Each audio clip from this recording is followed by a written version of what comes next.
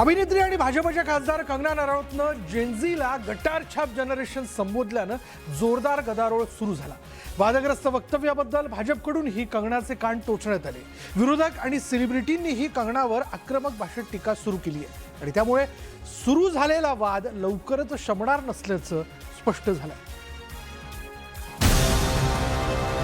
ये किस तरह के स्टूडेंट हैं और किस तरह की अश्लील बातें हैं, किस एंगल से ये लोग स्टूडेंट लगते हैं। सुप्रीम कोर्ट के लॉयर्स होंगे या लॉयर्स होंगे, क्या इनके माँ बाप अफोर्ड कर पाएंगे? इनके खुद की तो हैसियत नहीं है अफोर्ड करने की। भाजपच्या खासदार असलेल्या अभिनेत्री कंगना रनौत यांनी मंगळवारी ही अशी डायलॉगबाजी केली।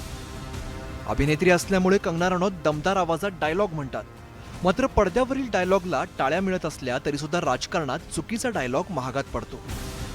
धर्मेंद्र प्रधान यांच्या राजीनाम्याच्या मागणीसाठी आंदोलनात सहभागी झालेल्या तरुण तरुणींवरती टीका करताना कंगना रनौत यांनी त्यांचा उल्लेख जनरेशन गटर आणि गटर छाप असा केला।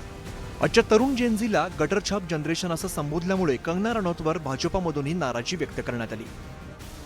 मला वाटतं असं कोणी स्टेटमेंट करता कामा नये।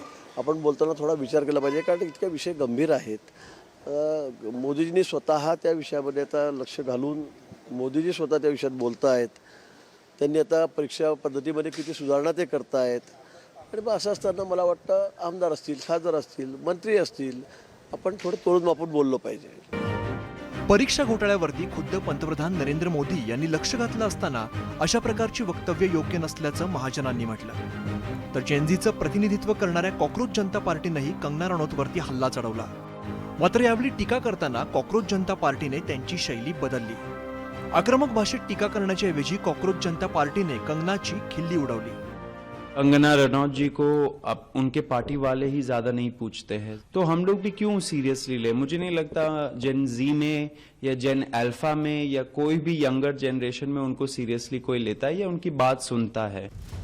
कॉक्रोच जनता पार्टीनंतर राजकीय पक्षांनीही कंगना रनौतवरती तोफ टाकली। धर्मेंद्र प्रधान यांच्या राजीनाम्यानंतर जेनझी शांत झाली होती, मात्र कंगना रनौत यांच्या वक्तव्याने जेनझी पुन्हा एकदा संतप्त झाली। परिणामी राजकीय पक्षांकडूनही पुन्हा नव्याने हल्ले सुरू झाले। चुकीची वक्तव्य करून वाद निर्माण करण्याची सवय कंगना रनौतला लागल्याचा टोला विरोधकांनी लगावला। कंगनाचे चित्रपट फ्लॉप होतात, प्रेक्षक तिच्या चित्रपटांना बघत नाही अशी जिव्हारी लागणारी टीकाही करण्यात आली। ती खासदार आहे, ती एक खानेडी नटी आहे, तिच्यावर असं थू करायला पाहिजे, इतकी नालायक पाहिजे। खरं म्हणजे निवडलंय ह्याच्यासाठी पंतप्रधान सन्माननीय मोदी साहेब किंवा जे कोण आहेत त्यांनी तिच्यावर कंट्रोल करा। अरे तुम्ही झेनजी जे आपलं युवा तरुणांचं तुम्ही पुन्हा रक्ताला आव्हान करताय, तरुण दाखवून देतील, तरुण तुम्हाला दाखवून देतील। कंगना रनौतनं सिनेसृष्टीमध्ये आतापर्यंत अनेक वाद निर्माण केले। कंगनाप्रमाणेच असे वाद निर्माण करण्यात राखी सावंतचाही हातखंड आहे।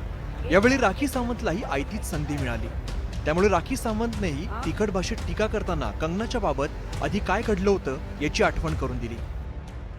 हमारी लड़कियों के देश की लड़कियों को क्या बकवास कर रही है चुड़ैल। हाँ, क्या बकवास कर रही है मेरे स्टूडेंट लड़कियों को, मेरे देश की लड़कियों को। एक कान के नीचे थप्पड़ तो खाई थी ना एयरपोर्ट पे। हाँ, तुझे डर नहीं है और थप्पड़ खाएगी सब जगह से। तो मेरे लड़कियों, मेरे देश की लड़कियों के साथ क्या बकवास कर रही है। आप उनको सड़क पर सेक्सुअल गालियां देंगे, उनके मान को हानि करेंगे। मेरे आराध्य, मेरे भगवान हो, चाहे मेरे नेता हो, प्रधानमंत्री जी से जो है लोग उनको एग्जाम बडी कहते हैं बच्चे।